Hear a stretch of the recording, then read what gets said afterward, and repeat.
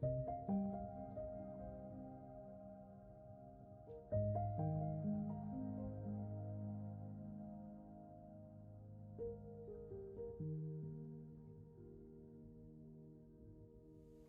to our Holy Week Art Reflections. Today we are reflecting on Good Friday, and we will again today look at another artwork while reflecting on the lectionary text for Good Friday. And we will conclude with a meditation by Ian Reid from the book Meditations from the Iona Community. Again, as always, remember to send me an email if you wish to chat, or if you want me to put you on our mailing list to receive links to the videos. My email is in the description of this video. Today's artwork, aiding our reflection for Good Friday, is titled Messiah by the artist Chandra Shavaso. John chapter 19, verses 27 to 29. So they took charge of Jesus.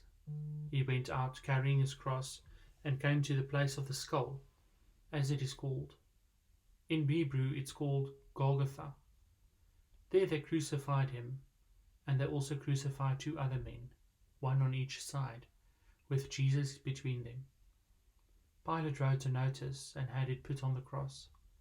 Jesus of Nazareth, the King of the Jews, is what he wrote. Many people read it because the place where Jesus was crucified was not far from the city. The notice was written in Hebrew, Latin, and Greek. The chief priests said to Pilate,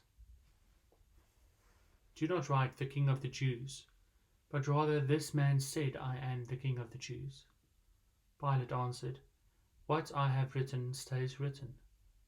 After the soldiers had crucified Jesus, they took his clothes and divided them into 4 parts, 1 part for each soldier. They also took the robe, which was made of 1 piece of woven cloth without any seams in it. The soldiers said to one another, "Let's not tear it, let's throw dice to see who will get it." This happened in order to make the scripture come true. They divided my clothes among themselves and gambled for my robe. And this is what the soldiers did. Standing close to Jesus were his mother and his mother's sister, Mary, the wife of Clopas, and Mary Magdalene. Jesus saw his mother and the disciple he loved standing there. So he said to his mother, "Here is your son." Then he said to the disciple, "She is your mother." From that time the disciple took her to live in his home. Jesus knew that by now everything had been completed. And in order to make this scripture come true, he said, "I am thirsty." A bowl was there full of cheap wine, so a sponge was soaked in the wine, put on a stalk of hyssop, and lifted to his lips. Jesus drank the wine and said, "It is finished." Then he bowed his head and died.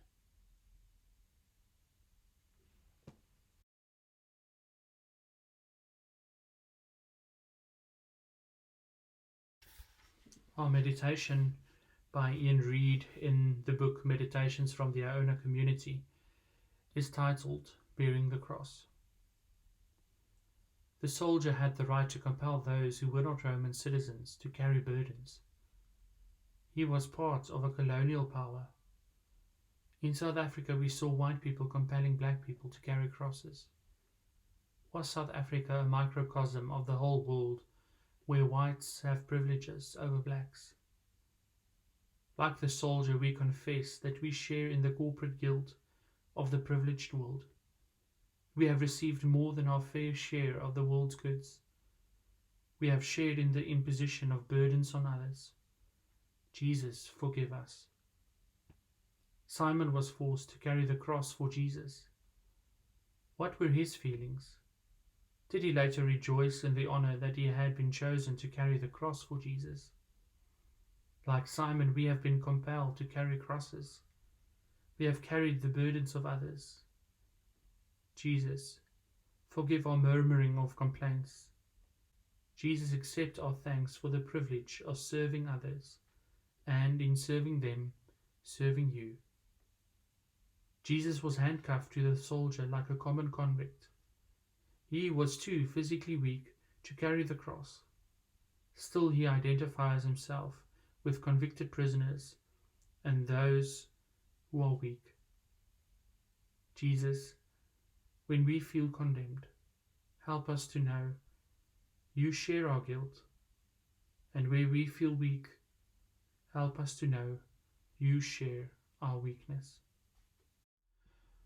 While reading this meditation by Ian Reid,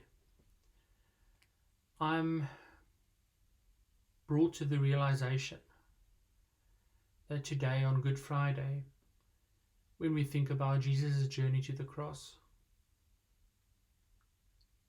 we have to realize that we are all being burdened in some ways by what is happening in the world. We too are carrying various crosses. The people working for our NHS, the people on the front lines fighting this epidemic, are carrying crosses which at times seem too heavy to bear. And ourselves, who are fortunate enough to be spending extra time with our families in isolation, are indeed carrying the burden of isolation, of loneliness, of not being able to reach out and touch the ones we love. For many of us, distance and loneliness has become a cross which at times feels too great to bear.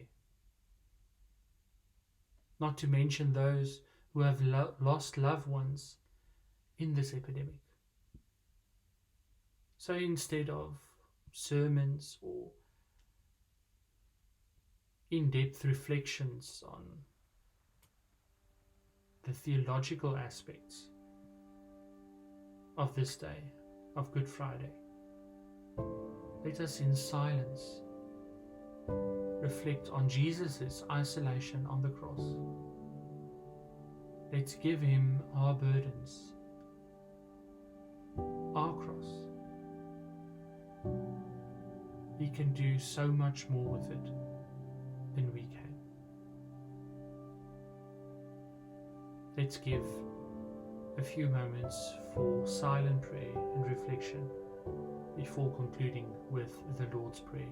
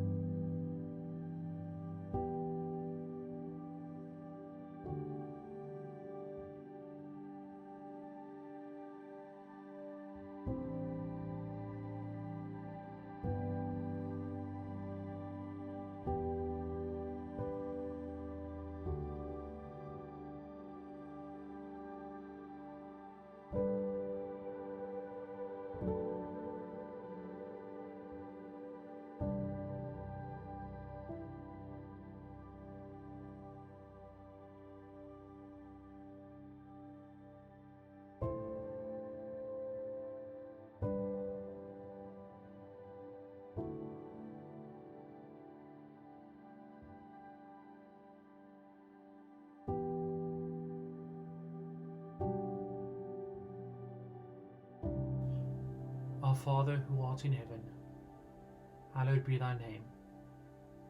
Thy kingdom come, thy will be done on earth as it is in heaven. Give us this day our daily bread, and forgive us our debts as we forgive our debtors. And lead us not into temptation, but deliver us from evil. For thine is the kingdom and the power and the glory forever.